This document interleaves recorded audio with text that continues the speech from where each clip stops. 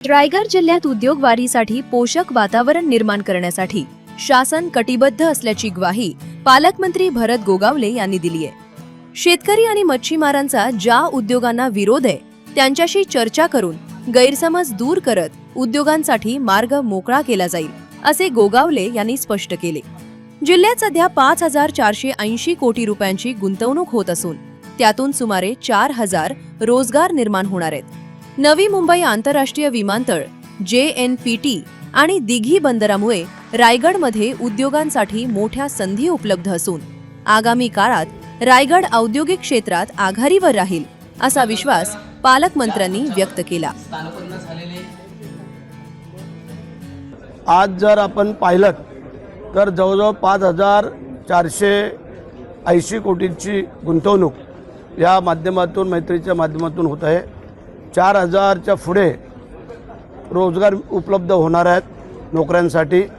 आणि आज जर आपण पाहिलं तर आमच्या कलेक्टर साहेबांनी, पाटील साहेबांनी आपल्याला मगाशी सांगितलं, गाईड्स केलेलं आहे की रायगड जिल्हा ह्याच्यामध्ये उद्योग क्षेत्रामध्ये कशी वाढ होत चाललेली आहे, त्या अगदी समुद्रापासून ते जमिनीपर्यंत।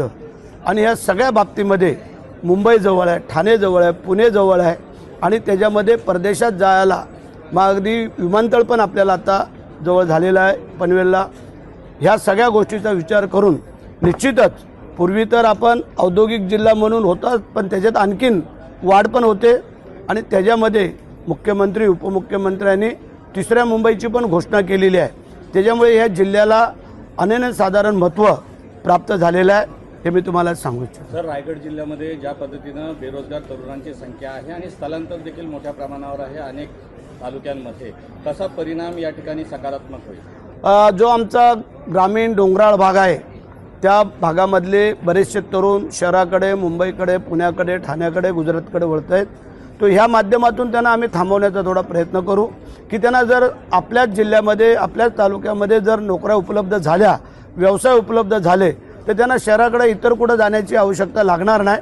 त्यासाठी आम्ही शासन, प्रशासन, आम्ही सगळेच मिळून हा प्रयत्न करू। शेठ, जिल्ह्यामध्ये आपण जर पाहिलं तर अनेक प्रकल्पाच्या नावाने जमिनी घेतलेल्या आहेत, त्या जमिनी पडीक आहेत, त्यामुळं एकतर तरुणांना रोजगार देखील मिळत नाही आणि शेतकऱ्यांचं देखील मोठ्या प्रमाणावर नुकसान झालंय। त्या संदर्भातली काय कारवाई? पूर्वी पडीक जमिनी अशा बऱ्याचशा होत्या, परंतु आता बऱ्यापैकी त्या डेव्हलप होत चाललेल्या आहेत आणि ज्या डेव्हलप होत नसतील त्या आमचं उद्योग खातं ताब्यात घेऊन दुसऱ्या उद्योजकांना देऊन त्या उद्योग वाढवण्याचा आम्ही प्रयत्न करू आणि आम्ही त्याची चौकशी करू किती नेमक्या जमिनी शिल्लक आहेत आणि त्याच्यावरती आपल्याला काम करावं लागेल। गेल्या 2-2.5 वर्षामध्ये उद्योगमंत्र्यांनी जिल्ह्यामध्ये 70,000 कोटीचे प्रकल्प आणलेले आहेत, एकही प्रकल्प अद्यापही सुरू झालेला नाही, काय कारण? ह्या बाबतीमध्ये आम्ही निश्चितच उद्योगमंत्र्यांशी आम्ही मीटिंग घेऊ, त्यांची चर्चा करू, आमचे अधिकारी, आम्ही सगळं MIDCचे अधिकारी, आणि खरोखर त्याच्यामध्ये जर काय तफावत असेल तर ती दूर करू। दिघी पोर्टसाठी 14 गावाच्या लोकांनी विरोध केलेला आहे, याकडे कसं बघतो?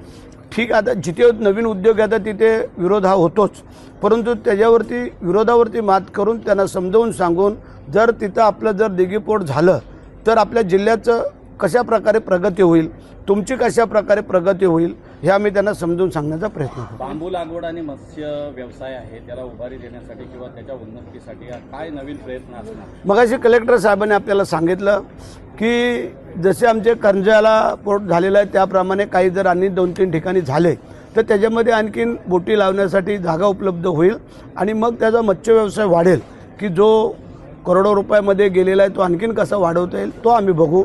बांबू लागवडीसाठी ज्या आपल्या वरकत जमिनी, पडीक जमिनी आहेत त्याच्यावरती ह्या चांगल्या बांबू लागवडीचे आम्ही हे करतोय आणि त्याचा उत्पन्नाचा स्रोत वाढेल आणि जमिनीला पण चांगला दर पण बसेल। शेठ, एका बाजूला या उद्योगांची प्रगती साधली जाते, मात्र MIDC सारख्या ठिकाणी अतिशय जीवघेणे असे अपघात होत आहेत, ते रोखण्यासाठी काही प्रशासन स्तरावर प्रयत्न? नाही, म्हणणं आपलं बरोबर आहे, काही वेळेला असे अपघात घडत आहेत आणि ते अपघात घडू नये म्हणून आम्हाला जे जे करता येईल ते आम्ही निश्चितच करूया, कारण काही कारखाने, काही कंपन्या अशा आहेत की त्याच्यातून हे असे अपघात होत आहेत, ते शक्यतो अपघात होऊ नये यासाठी आम्ही काळजी घेण्याचा प्रयत्न करू।